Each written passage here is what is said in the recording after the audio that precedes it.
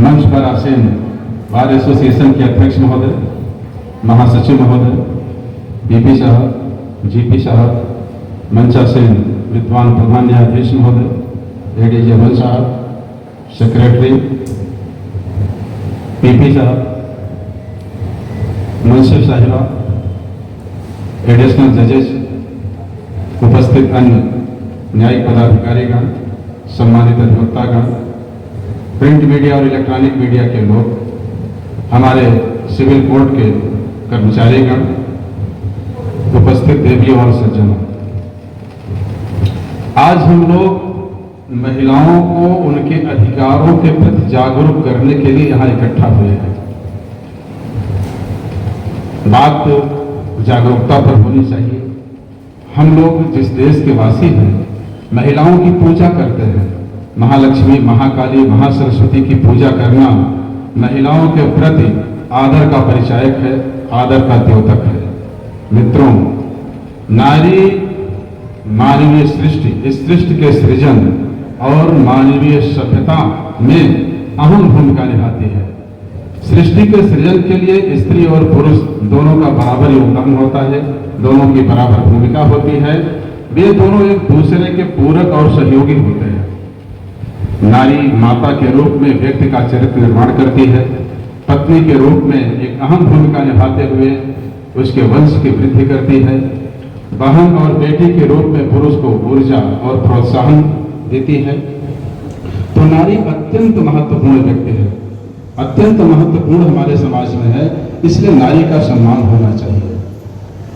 हमारे शास्त्रों में भी कहा गया है कि नारी निंदा मत करो, नारी रत्न की खान, नारी से न रहो तो है भ्रू प्रहलाद समान।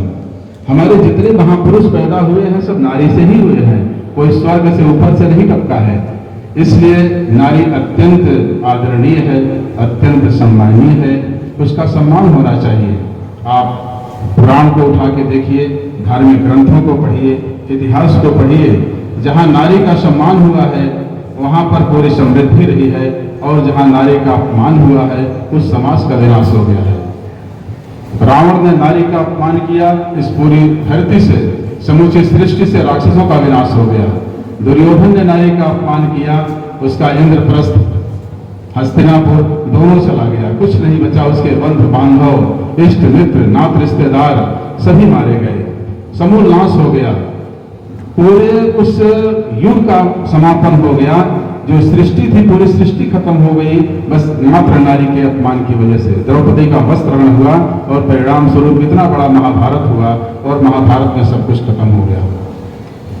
मित्रों, आप देखें हमारे धर्म ग्रंथों को, विशेषकर हिंदू धर्म ग्रंथों को, तो उसमें भी नारी के सम्मान के बारे में बातें कही गई हैं। यत्र नार्यस्तु पूज्यन्ते रमन्ते तत्र देवता। जहाँ नारी का सम्मान होता है वहाँ देवता रहते हैं, और जहाँ नारी का अपमान होता है वहाँ से लक्ष्मी सरस्वती दोनों रूठ जाती हैं। तो इसलिए नारी का सम्मान तो हम लोग सतयुग से करते चले आ रहे हैं। हमेशा हमेशा हमारी ये कर्तव्य रहा है, हम लोग कर्तव्यनिष्ठ रहे हैं कि नारियों का सम्मान करें। और भी कहा गया कि मातृवत परदारेषु परद्रव्येषु लोष्ठवत् आत्मवत् सर्वभूतेषु यः पश्यत् स पंडितः। तो नारी के सम्मान में तो यहाँ तक कहा गया है कि हर नारी हमारे लिए माँ के समान होती है। हम उस धर्म में पैदा हुए हैं, उस सिस्टम में हैं कि जहाँ नारी को हमेशा माता के रूप में देखा जाता है। तो निश्चित रूप से नारी अत्यंत सम्माननीय है, अत्यंत वंदनीय है, अत्यंत आदरणीय है। नारी के अभाव में इस सृष्टि के सृजन की कल्पना तक भी नहीं की जा सकती। उसकी उपस्थिति नितांत आवश्यक है, तभी यह सृष्टि का सृजन होगा, यह सृष्टि चलेगी।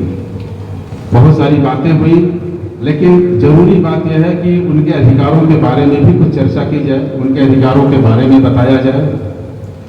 हमारा जब संविधान बना तो पहला संविधान संशोधन किया गया 1951 में। अनुच्छेद 15 में एक खंड 3 जोड़ा गया, अनुच्छेद 15(3), जिसमें यह व्यवस्था की गई कि राज्य महिलाओं और बच्चों के संबंध में विशेष उपबंध कर सकेगा। और उसी संविधान संशोधन के बाद महिलाओं को आरक्षण देने का प्रावधान किया गया, जो उसका लाभ दिया जा रहा है।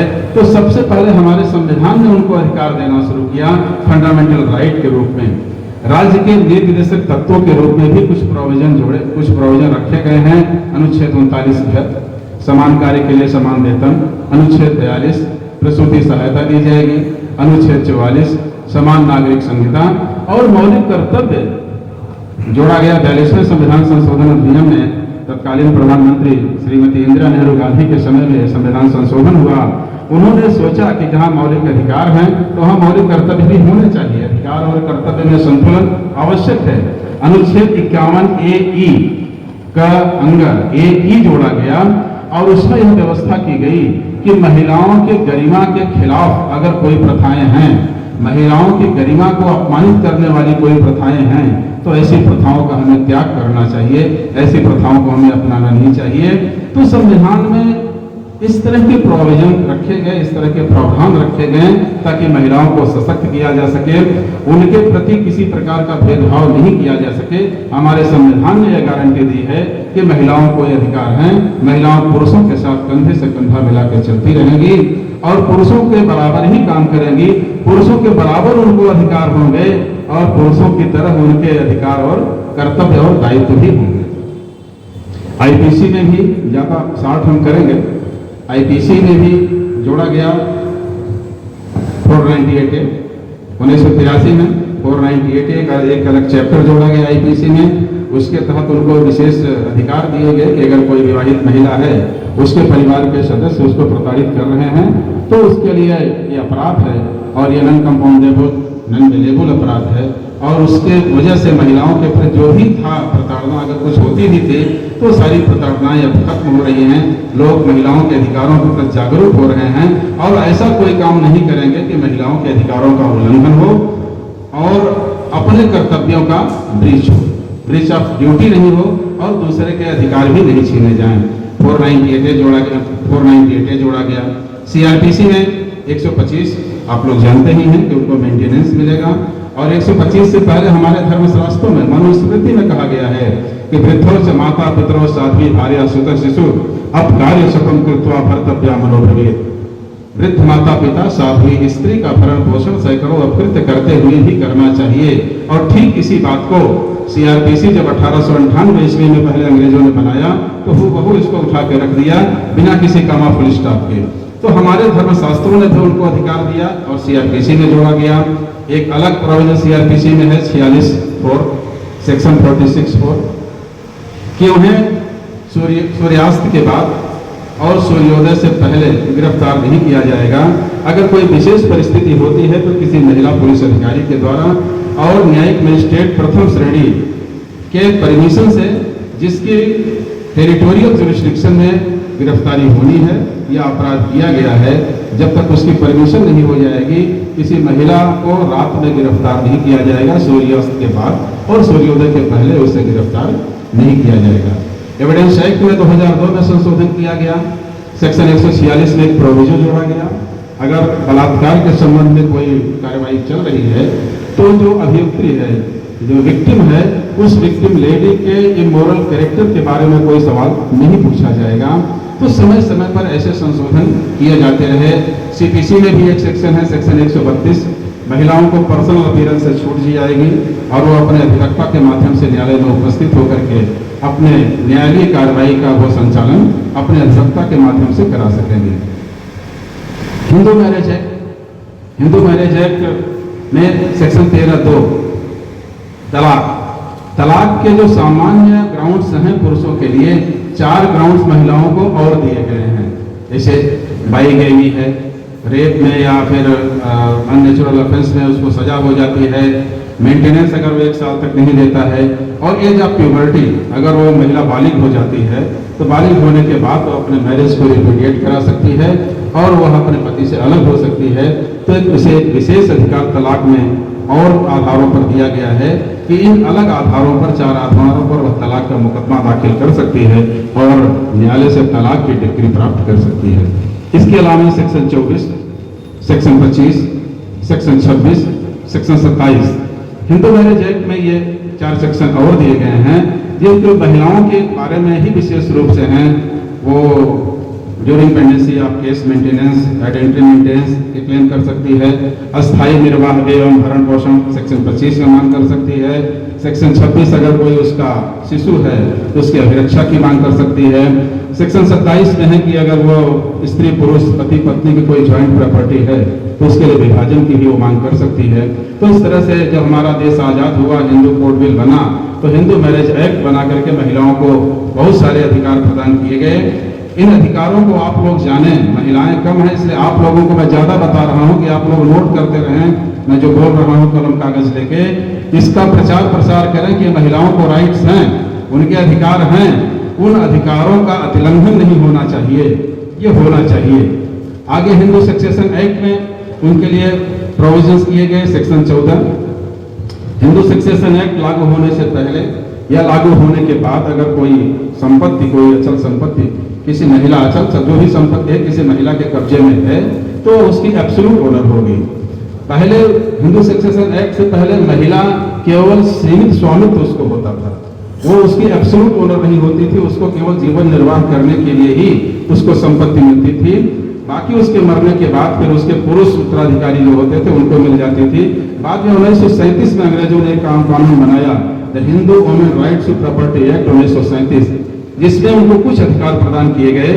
लेकिन 1956 में आज़ादी के बाद ये कानून बना तो इस कानून से उनको एब्सोल्यूट ओनर बना दिया गया। बाद में और आवश्यकता महसूस की गई। 2005 में सेक्शन 6 में संशोधन किया गया तो लड़कियों को जन्मना का अधिकार दे दिया गया। जैसे वो पेट में आएगी उसको राइट मिल गया, पुत्र के बराबर पुत्री को अधिकार हो गया और उसको पार्टीशन करने का भी अधिकार है। अगर वह चाहे तो अपने भाइयों में विभाजन का बात ला सकती है और पार्टीशन करके वह अपने हक का अलग करवा करके अपने उस पर कब्जा प्राप्त कर सकती है। उसका अलग पार्टीशन होगी, उसका अलग खाता बन जाएगा, उसकी जमाबंदी बन सकती है, जो हिंदू सक्सेशन एक्ट में संशोधन करके उसको ये अधिकार प्रदान किए गए। Hindu adoption and guardianship act, Hindu adoption and maintenance act, तो मेंटेनेंस की में ही हालांकि सीआरपीसी में बात प्रोविजन थे, लेकिन 1898 के भी सीआरपीसी में थे, लेकिन हिंदू लॉ में भी, हिंदू मेंटेनेंस एक्ट में भी उसको अधिकार दिए गए। सेक्शन 18, सेक्शन 19, उसे पत्नी को भी अपने पति से मेंटेनेंस लेने का अधिकार है। विधवा पुत्र वधू अगर है तो कुछ कंडीशन में उसको अपने ससुर से भी मेंटेनेंस का लेने का अधिकार है, तो ये अधिकार उसको दिए गए। Hindu minority and guardianship act में महिलाओं को एक बहुत बड़ा अधिकार दिया गया कि वह गोद भी, बच्चे को गोद भी ले सकती है। पहले प्राचीन हिंदू विधि में केवल पुरुषों को गोद देने का अधिकार था, महिलाओं को गोद देने का अधिकार नहीं था। तो Hindu minority and guardianship act बना करके 1956 में महिलाओं को भी अधिकार दिया गया है कि वे भी अगर चाहें तो गोद ले सकती हैं और उस दत्तक पुत्र के माध्यम से अपने वंश को आगे बढ़ा सकती हैं। डोमेस्टिक वायलेंस एक्ट बना। डोमेस्टिक वायलेंस एक्ट में सेक्शन 16 से लेकर 22 तक के प्रावधान रखे गए हैं। उसमें बहुत सारे अधिकार हैं। साझी गृहस्थी में रहने का अधिकार है, मॉनिटरिंग राइट से उसे पैसा ले सकती है, संरक्षण का अधिकार है, कस्टडी का अधिकार है, तमाम तरह के अधिकार उसको दिए गए हैं डोमेस्टिक वायलेंस एक्ट में। तो ये भी अधिकार उनको प्राप्त हैं अगर उनके साथ कोई प्रताड़ना होती है। एक चीज और है, डोमेस्टिक वायलेंस एक्ट में विवाहित महिला ही नहीं है, उसमें अविवाहित महिला भी उसमें अपने राइट्स को क्लेम कर सकती है, तो उसे भी वो अधिकार मिल गए हैं। वो और अपने अधिकारों का प्रवर्तन न्यायालय में आकर के न्यायालय का दरवाजा खटखटाकर अपने अधिकारों का प्रवर्तन वो करा सकती है। तो इन अधिकारों का भी प्रचार प्रसार समाज में होना चाहिए, घर गाँव में होना चाहिए, ताकि लोग, महिलाएं अपने अधिकारों को जाने, उससे ज्यादा पुरुष उनके अधिकारों को जाने, उनके अधिकारों का उल्लंघन न करें। इसलिए उनसे ज्यादा हम आपको बता रहे हैं कि आप लोग इसको जानें, समझें, आत्मसात करें और जाकर के इसको और लोगों से चर्चा करें और लोगों को बताएं और लोगों को प्रशिक्षित करें, ताकि सब महिलाओं के अधिकारों के बारे में जान सकें। लिव इन रिलेशन भी एक नया कंसेप्ट आया है कि लिव इन रिलेशन में भी रहने का पूरा अधिकार है। अगर कोई महिला लिव इन रिलेशन में रह रही है तो उसको भी बहुत सारे अधिकार प्राप्त है। उससे कोई संतान पैदा होता है, कोई बच्चा पैदा होता है तो वो औरत संतान होगा, वो जायज संतान होगा, उसको भी वो सारे अधिकार प्राप्त होंगे जो धर्मस्व पुत्र को प्राप्त होते हैं या धर्मस्व पुत्री को प्राप्त होते हैं। और उसे मेंटेनेंस लेने का भी अधिकार है। वो अपने जिसके साथ रह रही है, जिस मित्र के साथ रह रही है, वो उससे मेंटेनेंस भी मांग सकती है, ले सकती है। एक चीज और हम बताना चाहेंगे कि अगर कोई दूसरी शादी कर लेता है, बहुत हमने देखा है कि हमने दूसरी शादी कर लिया है, हम इसको मेंटेनेंस नहीं दिएंगे, यह मेरी लीगली वेडेड वाइफ नहीं है, वैध विवाहिता पत्नी नहीं है, तो यह बात आप लोग बताएं लोगों को कि अगर कोई सेकंड वाइफ भी लाता है, दूसरा विवाह भी करता है, तो उस दूसरी महिला को भी भरण पोषण का अधिकार प्राप्त है, अपने पति से भरण पोषण भत्ता प्राप्त कर सकती है। मुस्लिम महिलाओं के लिए बहुत स्थिति खराब थी। सीआरपीसी तो धर्मनिरपेक्ष है, वो सब पर लागू होती है, लेकिन बाद में ये 1986 में कानून बना करके कहा गया कि नहीं, इद्दत के बाद मुस्लिम महिला अपने पति से भरण पोषण प्राप्त नहीं करेगी। कुछ रखा गया क्राइटेरिया कि इनसे लेगी, राष्ट्रीय वक्फ बोर्ड से लेगी, लेकिन माननीय सर्वोच्च न्यायालय ने एक केस में निर्णय दिया, सबाना बानो वर्सेस इमरान खान, 2010 में यह फैसला आया, जिसमें कहा गया कि मुस्लिम महिला को इद्दत के बाद भी अपने पति से भरण पोषण लेने का अधिकार है। तो मुस्लिम महिलाओं को भी एक कानून के माध्यम से, जजमेंट लॉ के माध्यम से एक बहुत बड़ा अधिकार दिया गया कि अभी तक तो 3 तलाक मना किया गया है, 3 तलाक मना किया गया है, लेकिन 3 तलाक मना करने के बाद, बैन होने के बाद भी तलाक की और भी विधियां हैं। तलाकुल सुन्नत है, तलाक तफवीज है, तमाम सारे तलाक हसन, तलाक अहसन, बहुत सारे हैं सिस्टम के जिसमें तलाक दिया जा सकता है। तो इस तरह से तलाकशुदा महिला को कोई यह कह करके मेंटेनेंस से मना नहीं कर सकता कि उसने तलाक दे दिया है और इद्दत की अवधि पूरी हो गई है और इद्दत की अवधि पूरी होने के बाद मेंटेनेंस नहीं देंगे, ऐसा कोई नहीं कर सकता। परिवार न्यायालय में वो जाए, परिवार न्यायालय का दरवाजा खटखटाए और ऐसी महिला को भी भरण पोषण उसी प्रकार से मिलेगा जैसे वैध विवाहिता पत्नी को मिलता है। अभी कुछ वक्ताओं ने कहा लोग काम करते हैं, मजदूरी नहीं मिलती या काम ज्यादा कराते हैं, उसके लिए भी कानून बना है, इंडस्ट्रियल डिस्प्यूट एक्ट, औद्योगिक विवाद अधिनियम, जिसकी धारा 66 में यह व्यवस्था की गई है कि किसी महिला को सुबह 6 बजे से शाम 7 बजे के बाद उससे काम नहीं कराया जाएगा। अंधेरा होते होते ही उसको वापस भेजा जाएगा, उसको घर जाने के लिए स्वतंत्र कर दिया जाएगा। और ये लेबर लॉ का सिस्टम है, इसका सिद्धांत है कि पसीना सूखने से पहले मजदूरी मिल जानी चाहिए। मजदूर का पसीना सूखने से पहले उसे मजदूरी मिल जानी चाहिए। तो इस तमाम कानून बना करके हमारी विधायिका ने, हमारे पार्लियामेंट ने ये महिलाओं को अधिकार दिए हैं और अपने अधिकारों का महिलाएं एंजॉय कर रही हैं। और हम पुरुषों को भी चाहिए कि उनके जो भी अधिकार हैं, उनके अधिकार के बारे में उनको बताएं, समझाएं, उनको जागरूक करें, उनको सजग करें, ताकि वो अपने अधिकारों का भरपूर लाभ ले सकें। बहुत सारे एक्ट बनाए गए, बातें तो बहुत कहने के लिए हैं, बोलना शुरू करोगे तो शाम हो जाएगी, बात खत्म नहीं होगी। बहुत सारे अधिकार एक्ट बनाए गए, एक हिंदू कोड बिल में Hindu marriage act, Hindu succession act, Hindu minority and guardianship act, Hindu adoption and maintenance act बनाया गया, बाल विवाह विरोध अधिनियम बनाया गया, बाल विवाह विरोध अधिनियम बनाया गया, 2006 में prevention of child marriage act बनाया गया, सती प्रथा निवारण अधिनियम बनाया गया, प्रसूति सहायता अधिनियम बनाया गया, समान कार्य के लिए समान वेतन अधिनियम बनाया गया, डोमेस्टिक वायलेंस एक्ट बनाए गए, औद्योगिक विवाद अधिनियम बना। बहुत सारे अधिनियम बना करके महिलाओं को सुरक्षित, उनको सजग और उनको सशक्त बनाने का प्रयास हमारी सरकार, हमारी विधायिका कर रही है। हमारे न्यायालय, हाई कोर्ट, सुप्रीम कोर्ट भी जजमेंट लॉ के माध्यम से, न्यायाधीशों द्वारा बनाए गए कानून के माध्यम से उनको सशक्त कर रहे हैं, सशक्त कर रहे हैं, उनको जागरूक कर रहे हैं। नालसा और बालसा के भी बहुत सारी स्कीम महिलाओं के लिए है, नालसा की उस स्कीम में भी उनको बहुत सारी सहायताएं, बहुत सारी योजनाएं उनके बनाई गई हैं, उनको लाभ दिया जा रहा है।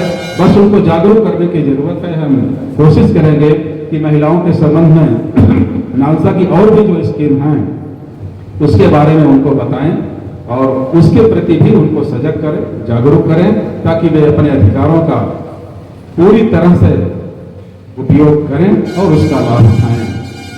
एक बात मैं जरूर कहूंगा कि जहां अधिकारों की बात हो रही है वहां कर्तव्य की भी बात होनी चाहिए।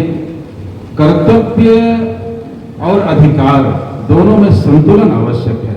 अगर धर्म को हम कहें कि धर्म क्या है, तो एक लाइन में हम कह सकते हैं कि व्यक्ति के अधिकार और कर्तव्य में संतुलन ही धर्म है। संतुलन बहुत आवश्यक है।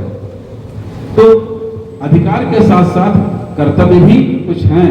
पिता के क्या कर्तव्य हैं, पुत्र के क्या कर्तव्य हैं, माँ का क्या कर्तव्य है, बेटे का क्या कर्तव्य है, पति का क्या कर्तव्य है, पत्नी का क्या कर्तव्य है, इन कर्तव्यों का पालन भी किया जाना जरूरी है। कर्तव्य ही समस्त अधिकारों की जननी है। A man has no right except to do his duty. व्यक्ति के पास कर्तव्य करना के सिवाय, कर्तव्य के सिवाय कोई अधिकार नहीं है। अगर व्यक्ति कर्तव्य करे तो उसके सारे अधिकार स्वयं मिल जाएंगे। तो कर्तव्य और अधिकार दोनों साथ साथ चलें। एक रथ जैसे चलता है, उसमें दो पहिए होते हैं, एक कर्तव्य का एक अधिकार का। एक पहिया अगर टूट जाए तो रथ गिर जाएगा। उसी तरह से अधिकार और कर्तव्य में अगर एक ही खत्म हो जाए, एक को फॉलो नहीं किया जाए, तो निश्चित रूप से समाज नहीं चलेगा, घर नहीं चलेगा, देश नहीं चलेगा, कानून व्यवस्था ध्वस्त हो जाएगी। इसलिए अधिकार और कर्तव्यों में संतुलन बनाते हुए पूरे समाज को चलना होगा। लेकिन महिलाओं के अधिकारों के बारे में उनको सजग करना आप सभी का कर्तव्य है, आप सभी का धर्म है, आप सभी का परम दायित्व है।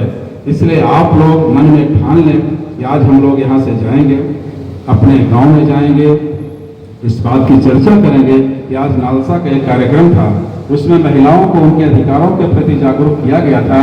क्या क्या उनके अधिकार हैं, उसमें से कुछ बताए गए हैं। ये उनके अधिकार हैं, अपने अधिकारों को जानें और समझें और अपने अधिकारों का भरपूर वो उपयोग करें। समय काफी बीत गया है, 3 बज गया है। हमारे कुछ न्यायिक पदाधिकारी भी बैठे हुए हैं, कोर्ट का काम भी करना है, तो बहुत ज्यादा नहीं बोल के मैं यही अपनी वाणी को विराम देता हूँ। जय हिंद, जय भारत। धन्यवाद।